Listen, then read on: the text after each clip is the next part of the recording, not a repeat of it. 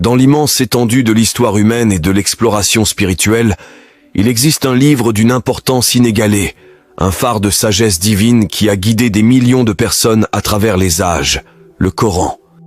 Ce texte sacré, plus qu'une simple écriture religieuse, est un voyage au cœur de la foi, un témoignage du dialogue éternel entre l'humanité et le divin. Alors que nous nous lançons dans cette exploration du Coran, nous nous aventurons dans un récit qui transcende le temps et l'espace. C'est une histoire qui entrelace les fils de l'histoire, de la prophétie et des profondes perspectives spirituelles, nous invitant à voir cette écriture sacrée sous un jour jamais vu auparavant. Des salles résonnantes de la Mecque antique aux rues animées du monde moderne, le Coran demeure une source de guidance durable, un miroir reflétant les questions et aspirations intemporelles de l'âme humaine. Rejoignez-nous alors que nous dévoilons l'histoire complète du Coran comme vous ne l'avez jamais vu, un voyage de découverte, d'illumination et de profondeur spirituelle inégalée.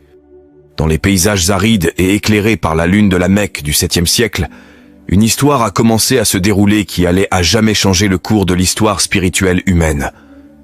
C'est ici, dans la solitude de la grotte de Hira, que Muhammad, un homme connu pour son intégrité et sa contemplation, a rencontré pour la première fois la révélation divine qui allait se cristalliser dans le Coran.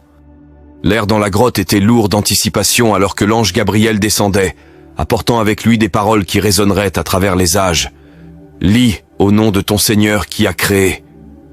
16 paroles marquèrent le début d'un voyage de 23 ans de révélation, un dialogue profond entre le divin et l'humanité.